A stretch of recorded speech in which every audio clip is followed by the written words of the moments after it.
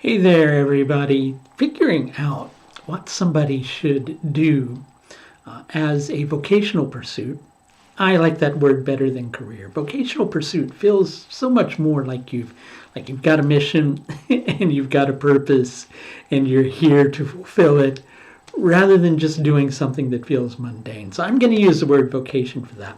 But there are very few techniques in astrology that accurately determine what a person is here to do. Quite often you can find specific techniques that will find the person's skills, but very seldom do you find any information on how to put those skills together into a complete package. As far as astrological texts that contain actual techniques on how to determine career, the only one that I've really ever seen is Jaimini's Upadesa Sutras. And the techniques that are given in Jaimini's Upadesa Sutras are the foundation of what I use to determine what a person should do for a career. Jaimini gives us techniques that are focused around the Swamsha, which is the Rashi that the Atmakaraka occupies in the Navamsha chart. But you can also look at that in the Rashi chart as well. And you can also look at the Atmakaraka itself. You can look at planets that are Rashi aspecting that Atmakaraka. And you do want to look at all of these things. And you also want to take a look at some of these things in the Shastyamsha chart or the D60 chart as well. And so that gives you a good idea of the potential career planets for a person. But as you can guess, quite often with most people, that still leaves you with several career planets, right? So then the next trick that you have to figure out is which of those career planets is getting activated by the dasha that a person's in. Those are going to be the active career planets at that time. These are some of the techniques that I use in terms of doing the complete career analysis. That's on special offer at the link above. I'm going to tell you a little bit more about this particular analysis, though. So once we determine what the active career planets are, then do you want to do something in life, even though it's an active career planet for you, that makes it feel to you like you're not really getting anywhere?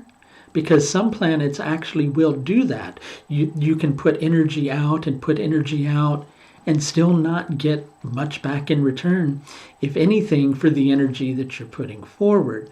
And so there's an additional technique that you can do to determine which of those planets is going to make it feel to you like your life is actually going somewhere. And that can be determined, by interactions with the 11th from the what's called the Lagnapada. But there's some specifics to that particular technique. So don't try this at home unless you know how to do that technique. And I can't go into depth with that because it's a really long technique. So in addition to that, if you look at interactions with the 12th from the Lagnapada, what you get are the planets that will become a drain for the person. Now, generally, people tend to have a balance. Like there's planets that will make it feel to you like you're getting ahead, and there's planets that'll pull you down. But we don't want to just look at that in the Rashi chart. You also want to look at that in the Navamsha, because ultimately what you're doing should feel like it has purpose and meaning. Otherwise, life just becomes boring and mundane.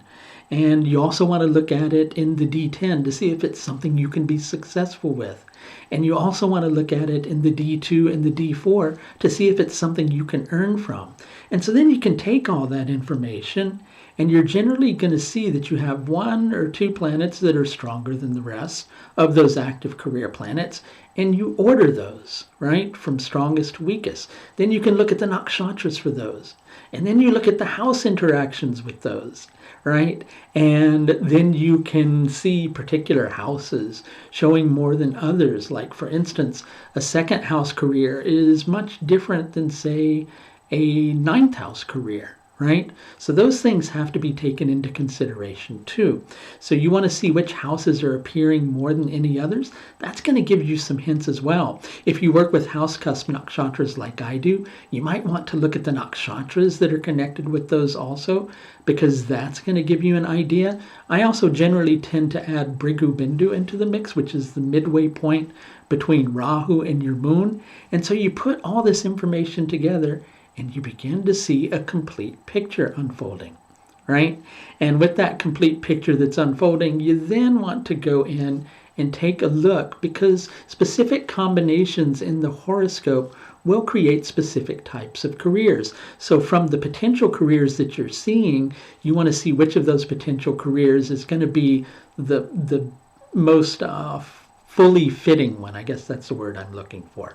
So you see, a lot can really go in to figuring out not only what a person should do for their vocation, but equally how they should apply themselves to that energy. Are they going to feel like those planets that they're using are making them feel like they're going somewhere in life?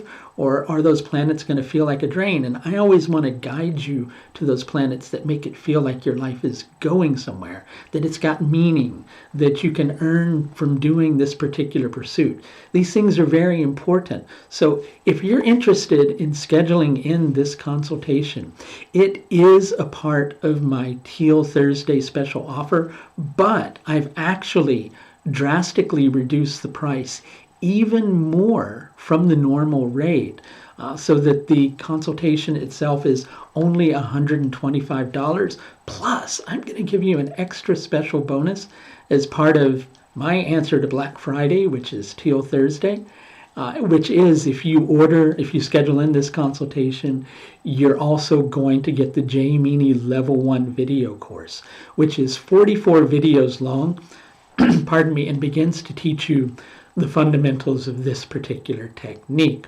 So this offer is only open until midnight Pacific time, because I wanted to leave the offer open a little longer. It's open until midnight Pacific time on the 18th, today. So if you want to schedule in this particular consultation and get the Jaimini Level 1 video course, you can do that at the link that I'm going to point to above. Thanks a lot for watching, and I'll be back to talk to you sometime soon. Bye now.